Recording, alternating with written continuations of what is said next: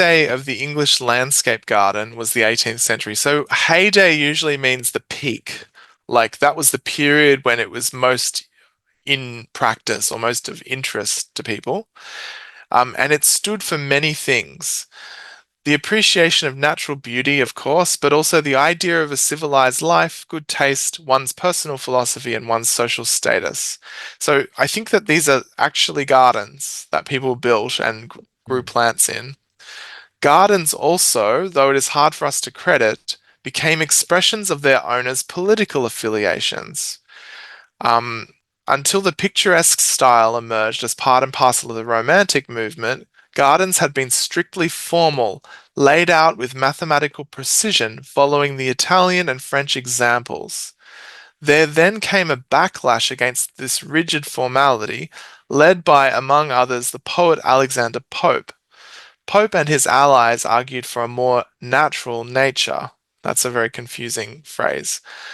Um, so I think what they're talking about here is that there was a way that gardens were created before the Romantic movement, and then they changed. They were less rigid, less formal. So Romanticism is a cultural movement, um, and it favors feeling over intellect, and it favors uh, nature over uh, I guess over kind of classical civilization. So, Adam, here, is it this ones? Yes, so I it's a know. cultural movement. So because to be honest, it is.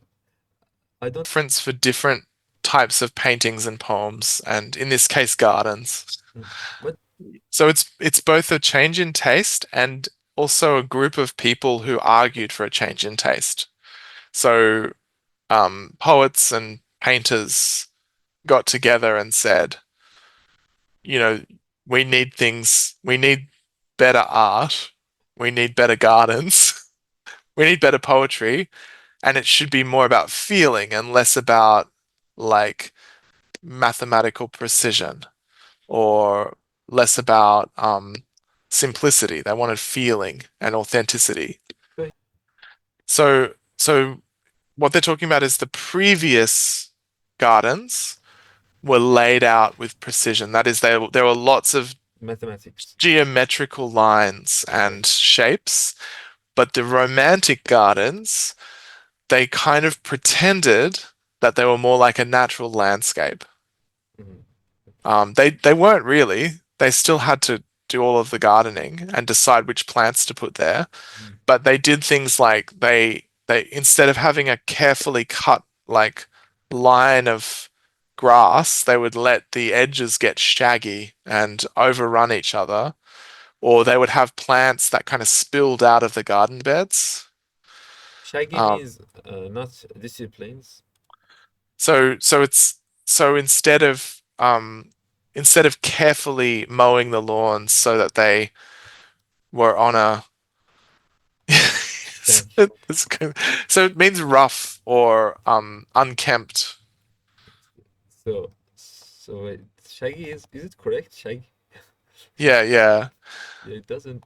So if you can imagine different kinds of Yeah, this gardens, one's so Shaggy. yeah, yeah, like shaggy like the hair. So I got it. you can imagine different kinds of gardens, and some of them would have like someone would go out there with a blade and cut the grass so that it was always the right length and it was carefully lined up with the paths.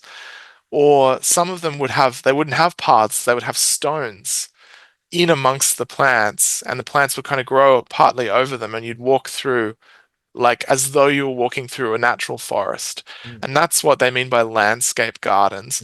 mm. But then, of course, they also required lots of work and gardening and um, deliberate labor to make them that shape. Alexander Pope, not the Pope. So Oh, this is just a Alexander. name. Yeah. Okay. Mm, This is this poet. mm. Okay. Perfect. It's a poet. Um, yeah. So, in this period, people are saying, oh, your garden should be more natural and less like look less like you've had a gardener in there. Um, but in the period after Pope, people said, well, let's not worry about gardens. Let's go out into nature. And so they would go to try and find wild places and spend time there. And some rich guys even installed places like caves in their property, and they paid people to go out there and pretend to be hermits, like to pretend to be like wild men who lived in the forest. Is it real? Yes. Yeah, so they wanted so they would pay someone to be a caveman on their property. How much is the salary for that one? Maybe I will It go. wasn't very good, No, no, but that's it was better than nothing, I think. that's good. Okay.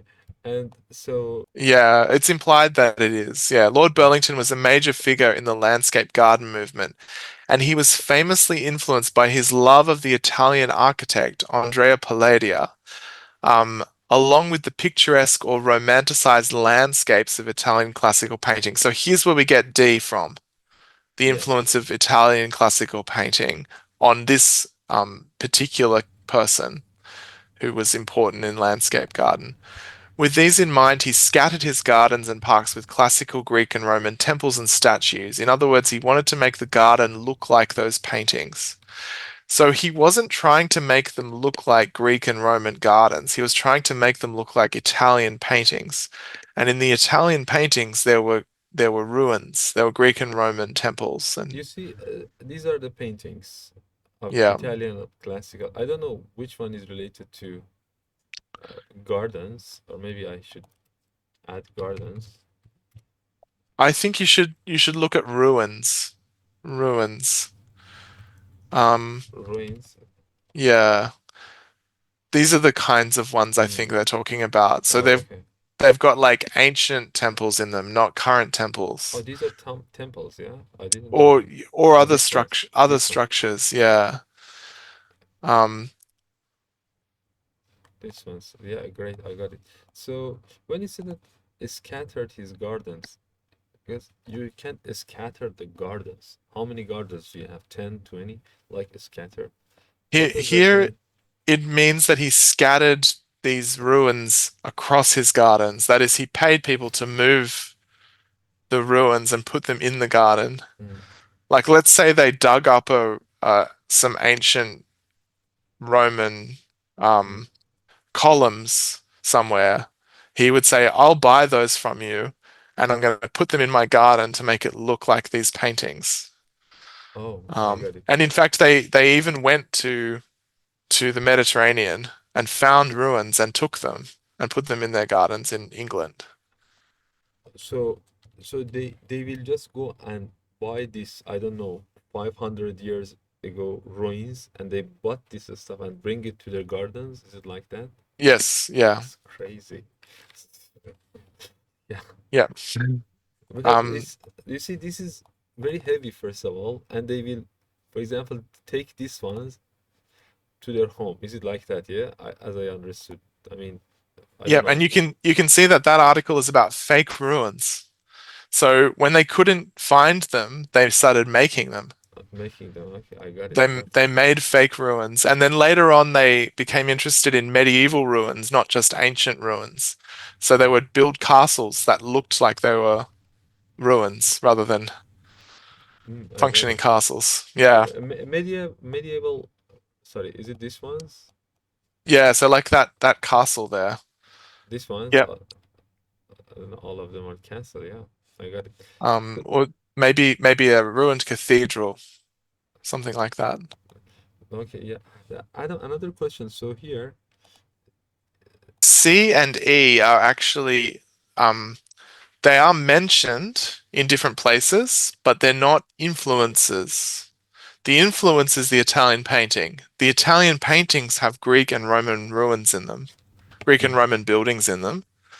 So the influence is actually Italian painting. Greece and Rome, their gardens are not an influence. So they had very different types of gardens. Mhm. Yeah, great. The gardens were used to make political statements. Like you would say that interested in republicanism or something by having a very romantic garden. Oh, okay. So if I okay, if I have a romantic one, I will be Republican. Okay, I got it. Perfect. So their political affiliation, it's like an effect of the garden, but it's not an influence on the gardens, on how they were created. Because So there's no reason why having a romantic garden would represent that you were a fascist or a Democrat or whatever. yeah, yeah, Like I got it. it's Perfect. kind of arbitrary choice. So but it says that the garden also became. Does that mean that it doesn't? No one use the gardens nowadays for using affiliation, political affiliation, or as you said, Republican? Is that? I think they became at that point. I think what happens now is that people put up little signs saying vote for this Okay. person, and their garden is not really, it's more an aesthetic choice, right? Rather Mm, than a yeah, political exactly. choice.